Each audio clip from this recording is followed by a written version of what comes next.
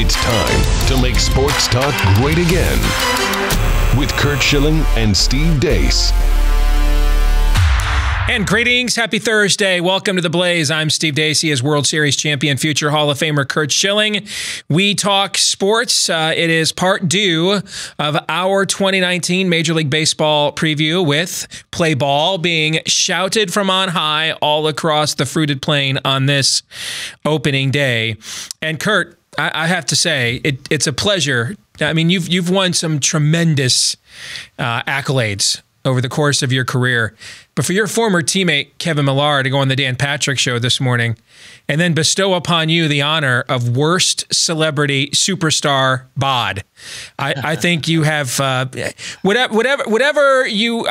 box you feel as if your career has left unchecked. I believe today you have achieved nirvana in terms of an athlete. It's all about completing the circle. And considering that he might be runner-up in that category. There you go. That's where you turn it around and say, hey, looking at you, Kev, you are certainly a subject matter expert here. I got to defer to you on what's a bad celebrity bod. Definitely made sure that when I went to the shower that he was already in it. Just to make sure that all right, let's get to it. We put 25 minutes on the clock, get to as many of the day's sports topics. We will have some Sweet 16 picks at the end. But let's conclude our preview of the 2019 Major League Baseball season beginning now. So here are my predictions of how I think the season is going to unfold. And we look at these division by division. I'm going to take the Nats in the East with the best pitching staff there, and I think the added motivation of feeling like they've kind of been written off with Bryce Harper moving on. I'm going to take the Brewers in the National League Central, another team with, I think, some added motivation because they're being faded by all of the smart people. And I look at their roster, and if they had lost a key free agent or something, I could see it. Like, I think the Astros are the team that has lost a couple of key components from a year ago. So I'm going to take the Brewers, I think, with a chip on their shoulders. And probably if you are the Brewers brass, you love everybody talking about the Cubs and the Cardinals being the rivalry all season long. You can use that, again, to motivate your team so that you don't have that sophomore slump, right? And then in the National League West, I don't think they're that great, but I don't think anybody's that good. So I'm going to take the Dodgers again, just because I'm not sure who else could win 91, 92 games in that division. For the wild cards, I'm going to go with the Cardinals in the Central, which means I have no Cubs in the postseason. And I'm going to go with the Phillies as the other wild card team. I'm going to have the Cardinals over the Phillies in my wild card game. I'm going to have the Nationals over the Cardinals and the Brewers over the Dodgers in the NLDS. And then the Nationals beating the Milwaukee Brewers to advance to the World Series. Your quick overall thoughts on where I'm wrong, Curt?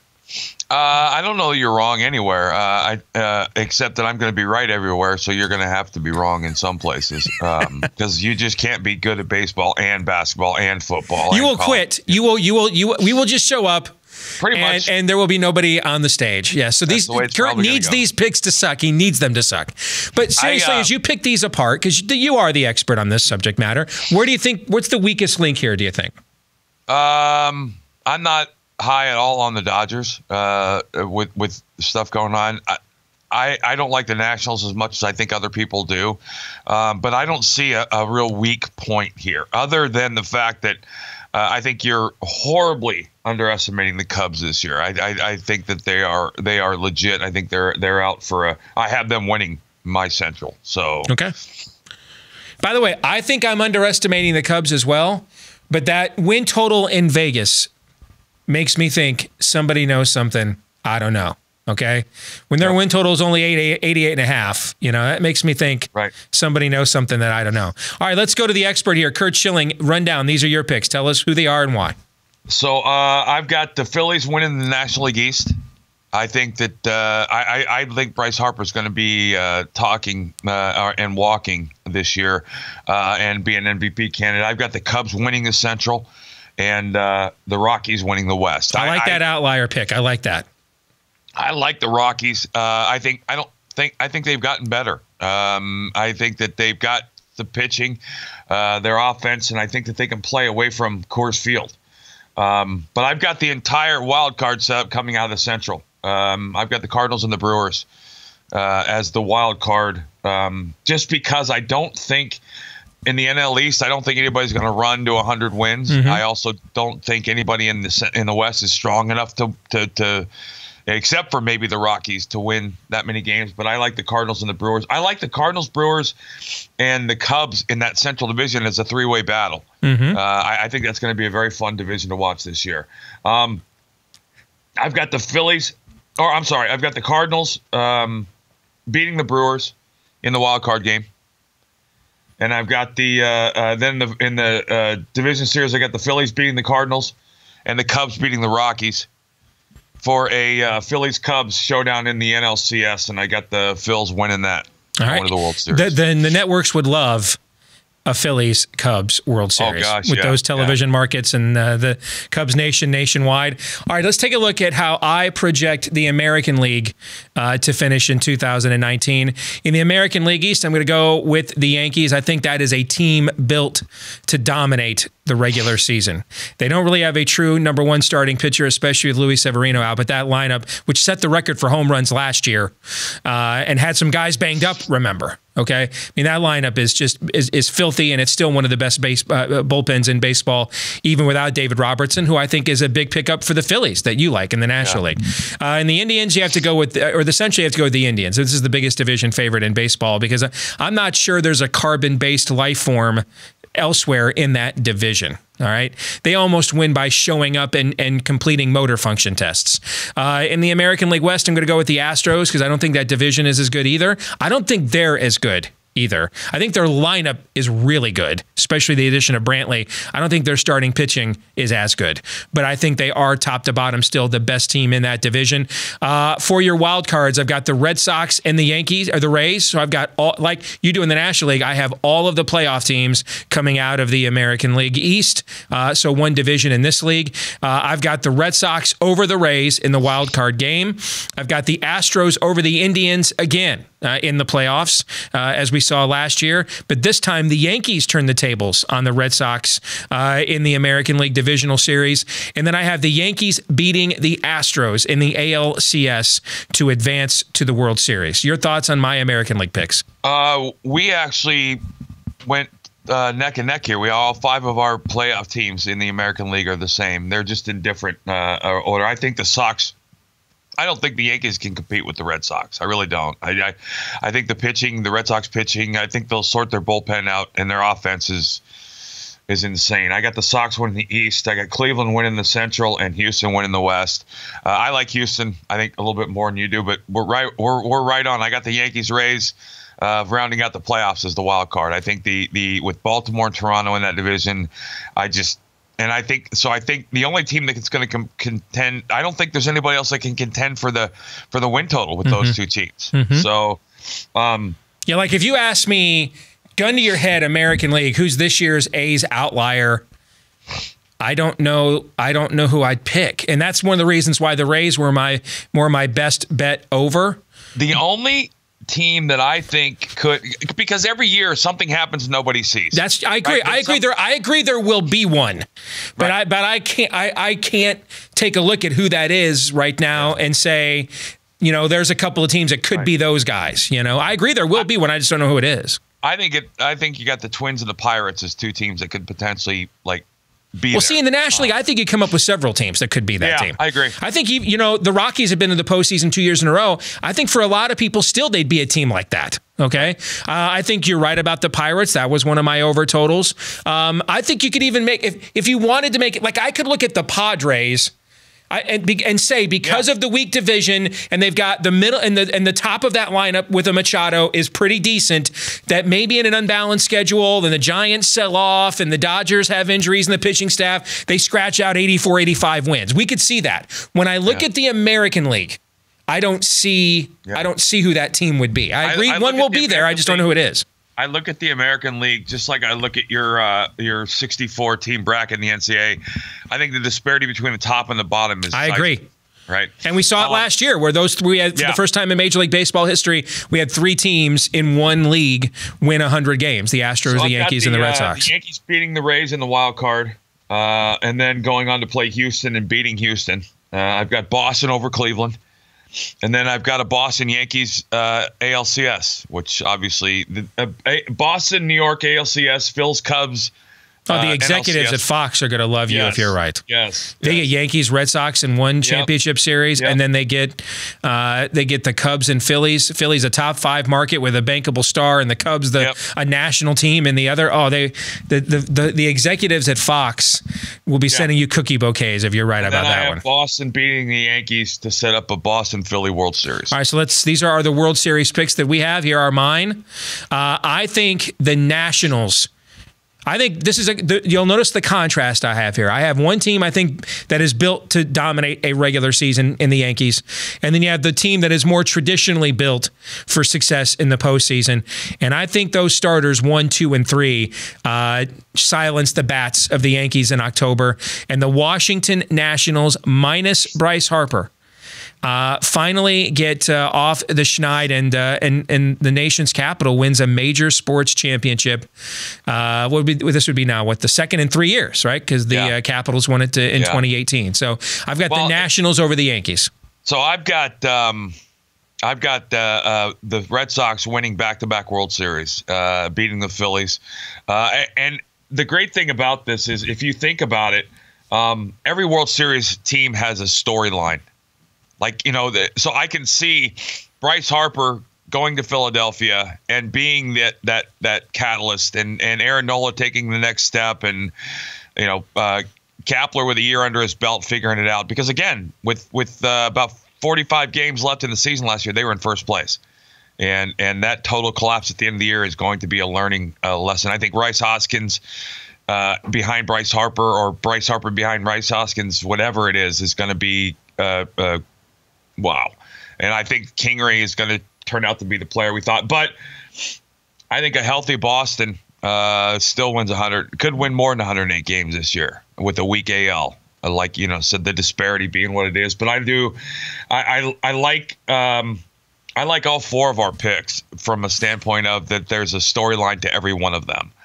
And Boston winning back-to-back titles makes the world even more angry because it might be following a Bruins Stanley Cup and a Celtics NBA title, which would make the world just quit sports, which would be funny. That would be an interesting prop bet. The Red Sox and Yankees playing 650 baseball against the AL West and Central. In interdivisional games, over under on that. That would be an interesting prop bet. Speaking of which, that's a good segue. Let's look at awards and how you see the awards season stacking up. Let's go with your picks here in the National League. Run them down for us. So I think Aaron Nolan becomes the Cy Young winner. I think he was meant to be. I love the kid. I love his makeup. I think the Phillies got a phenomenal contract with him. And I've said it to you all year. I think Paul Goldschmidt was the biggest move of the offseason. Yep, we've talked about that several times. The biggest move and the least talked about. And I think he rewards the Cardinals with an MVP. And is one of the reasons why I see the Cardinals in the postseason. I wouldn't go to sleep on Arenado in Colorado either. I think it's time that he becomes the player. By the way, when you hear terms with handicapping like correlated parlay, you see it here in Curt's first pick, all right? The fact that he thinks the Phillies are going to go to the World Series is correlated to who his Cy Young pick is, okay? Because if you're talking about having a perennial MVP candidate into your lineup for 150 games, and now you got the Cy Young winner as well, those are usually, you don't win both of those on one team unless you're winning a lot of games. So that's kind of, you can see and maybe that's intentional or not, but if you're looking at this from a handicapping perspective, that's why you would, if you're looking at Schilling's picks, there's a reason why the Phillies are going to be that good. That's exactly right. Yeah. And I got to tell you, I would be comfortable putting a lot of money on the fact that Goldschmidt, Arenado, or Harper will win the MVP. Okay. I think it's them in the red. And by the way, this gives me a chance to say my stat one more time. For those of you that believe he was a product, Mr. Goldschmidt, of the park that he played in, last year he had the second best batting average on the road in Major League Baseball. So keep that in mind. Okay. Yep.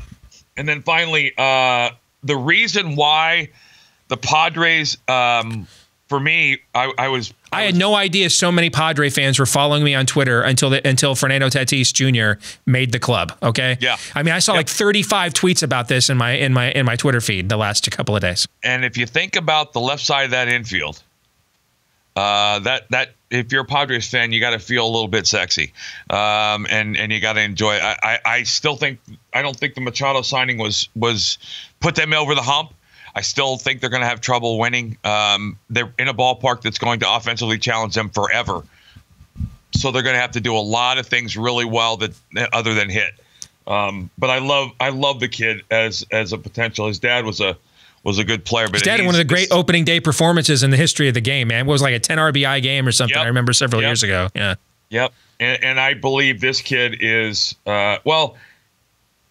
I don't want to say – I'm not going to say Alex Rodriguez because he's not Alex Rodriguez. But when you watch him hit, you're going to see somebody that looks like he's been in the big leagues for a good while. And I like him as my Rookie of the Year. All right, let's take a look now. These are – if you were doing some props for awards in the American League, run down your picks here. The first two are pretty chalky, but it's kind of tough to go against those two. Yep. I honestly – and I said to you, I think in my thing, in my submission, I think you could put Mike Trout in the MVP and cut and paste for the next decade.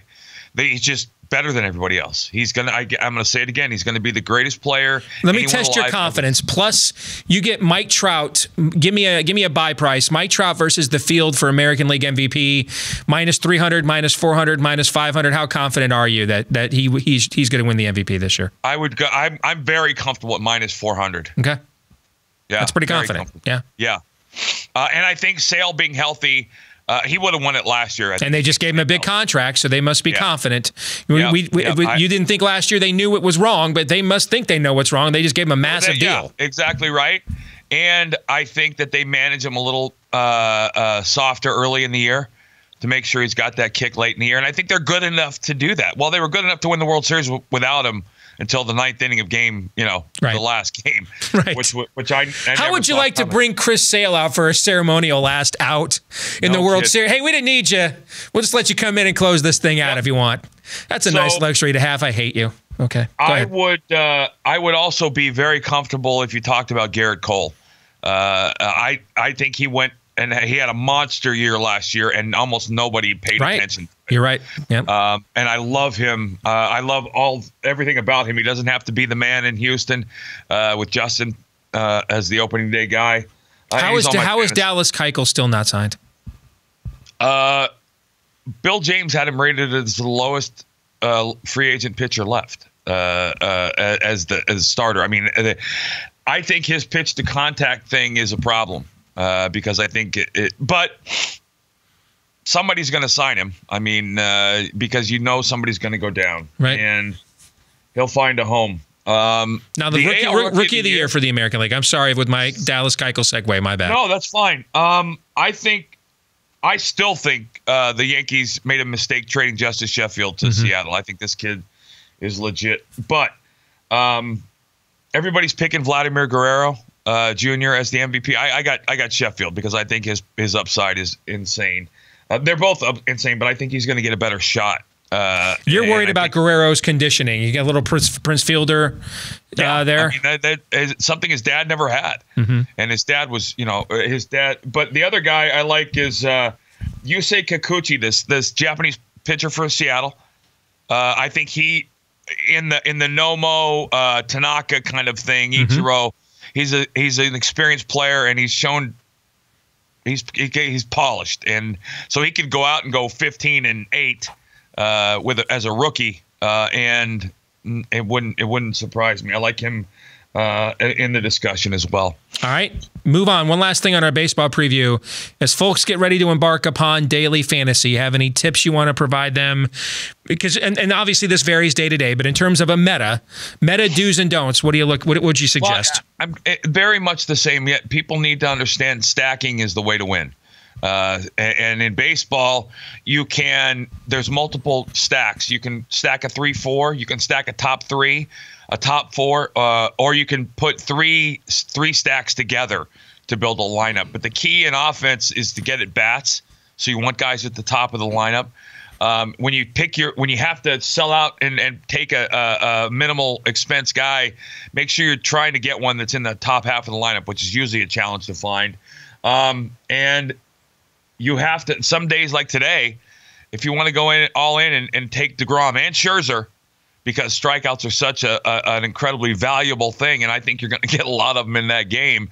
You're going to have to study. And like I said before, if you're not studying, if you don't know the strength and weakness of versus lefty versus righty for the day's games, then you're just donating. You may get lucky and win $15 here and there, but you're giving money away.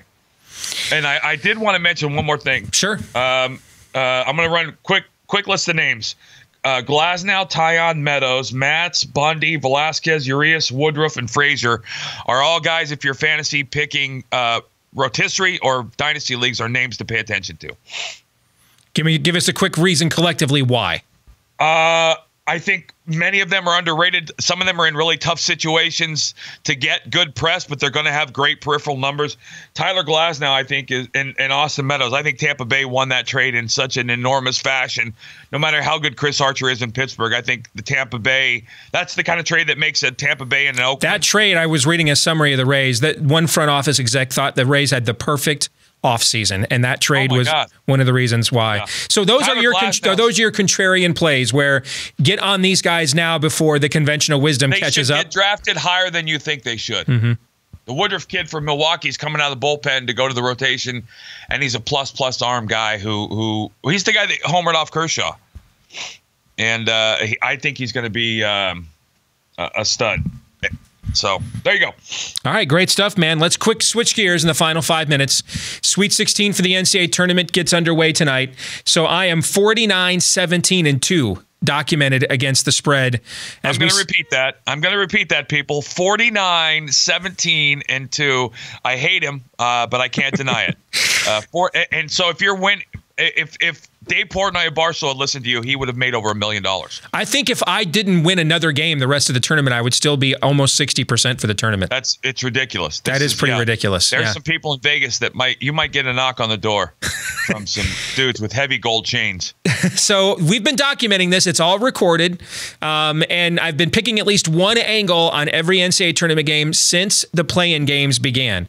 Here's how I see the Sweet 16 games on Thursday and Friday. As we go through these real quick, I'll tell you how confident I am. Because a couple of these I'm just making a pick because I have to, because that's the game we're playing, is pick every game, but I wouldn't play it if I had a choice. All right. So Florida State plus 7.5 over Gonzaga. I'm going to go against the public, which will be all over Gonzaga here as a big revenge spot. Florida State actually has the size to go up against Gonzaga's two future NBA forwards. A lot of length in the backcourt as well. Plus, there's a little emotional edge, with one of their star players, his father, Mike Kofor, former Detroit Lions great, just passed away. So there's another angle there for the Seminoles to rally around. Plus, Florida State's played in a conference that has 4 teams in the Sweet 16, or 5 teams in the Sweet 16. Gonzaga hasn't played a top 25 team, guys, in 3 months. 3 freaking months. All right. So I'm going to take the points here with Florida State. My best bet of the round is Tennessee -1 over Purdue.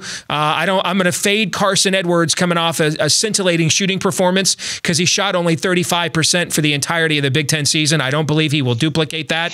I don't think Tennessee has an answer. I'm sorry, Purdue has an answer for the athletic forwards of Schofield and Grant Williams that Tennessee will bring to the table. And then we don't have a point guard in the Big Ten as quick as Andrew Bone, because I don't know anybody in the country does. And I think he's going to give Purdue's defense fits in that game. So my best bet tonight, and here's the other thing too, autoplay for me is kind of a Bill Snyder in college football. Autoplay for me is when a really good team has a near-death experience the previous round in the NCAA tournament and survives. Autoplay for me to always play him the next round. All right? That's one of the reasons why I loved Auburn over Kansas so much. Near-death experience, they're playing great the next game. That's just like taking the team that's getting swept. Yes. So Tennessee, near-death experience against Iowa in overtime, I'm taking them the next round, all right? I'm going with Michigan -2 over Texas Tech, a missing angle to this game. Texas Tech and Michigan have been going back and forth 1-2 all year in the defensive efficiency ratings, but their defenses are not the same, all right? You have to look at matchups. Teams are not constructs and algorithms. Teams are players that determine the structure of the construct and the formula for the algorithm. Texas Tech's defense is predicated on forcing turnovers. Only Auburn has forced more turnovers of all the teams in the NCAA tournament field. What does Michigan just not do every single year? turn the ball over. They're top 5, 10 in the nation every year, and they are again this year, and not turning the ball over. So Texas Tech's defensive strength is predicated on something Michigan systemically just doesn't do, and that's why I think Xavier Simpson will be the difference tonight, and I think Michigan will win. I'll lay the 2 points there. I'm going to take Oregon plus 8.5 over Virginia. Now, the trends that I gave you at the start of the tournament say put a 12 seed in the Sweet 16, and then they always lose, right?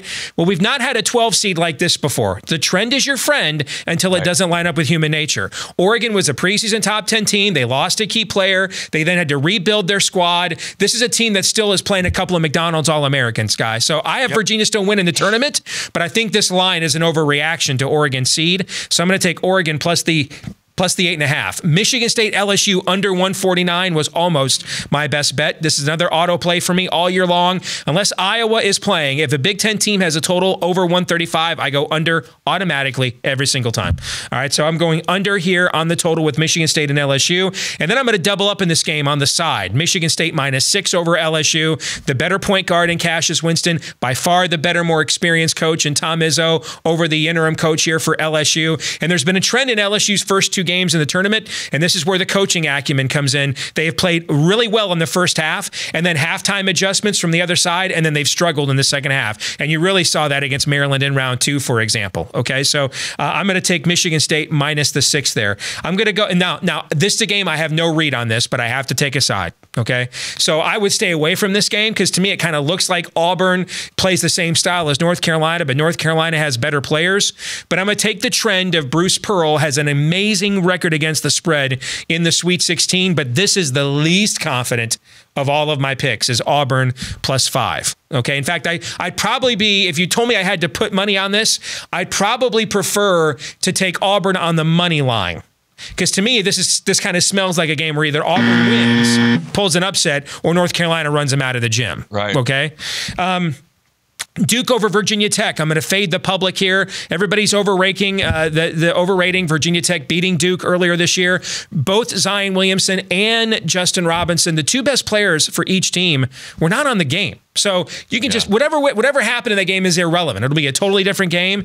And again, it's my near-death experience. Duke just had their near-death experience. The public now is all over Virginia Tech. Duke overrated. I think Duke is going to make a statement tomorrow night against the Hokies. And then I like Kentucky -2.5 over Houston. And this is the trend I made at the start of the tournament. I just don't believe the next tier conferences are that good this year. I do think P.J. Washington will play for Kentucky, but I made this pick even without him, anticipating it was highly likely that he would play, and now the line has gone up to about 3. It'll probably go up to another half point to a point, but I just think Houston plays a style Kentucky wants to play, but Kentucky's going to play it with a lot better players. So I know we're over time. You have any quick thoughts on those picks? I wanted to mention to you, I heard a story yesterday about a gentleman who got sick, ill from work, and while staying at home, he studied the brackets, and he filled out his bracket, and as of today, he's 48-0. Yeah, he lives in, I think he's a Michigan fan, lives in Columbus, Ohio or something, right? Has not lost yet, and he has Kentucky and Gonzaga in the title game, with Gonzaga winning. I have Virginia Tech beating Duke tonight. This is when I think Duke's season's end. I wish I had waited. I hope you're right. If I could pick all these games to lose, it would be that one, because what was the number 1 play I made at the start of the tournament? To fade Duke. The whole public will be on them. They would be the worst 3-point shooting team to ever win the tournament. I would love it. I'm rooting like crazy to lose that game. I want Virginia Tech to win that game. I'd love to see that happen. The problem is, I'm with you on the near-death experience. I don't think it affects anybody more than it affects college athletes. You see it in football every year. I mean, every time in football. If Alabama's not covering against Citadel, you don't want to play them next week, man. Yeah. We saw that last year, right? So that's especially true. You're right in the college game where emotion is such a big factor. 49-17-2, people. If you weren't listening earlier, rewind what he just said, write it all down, and go to your bookie. Curt, we'll talk to you tomorrow, brother. Take care. Take care, buddy.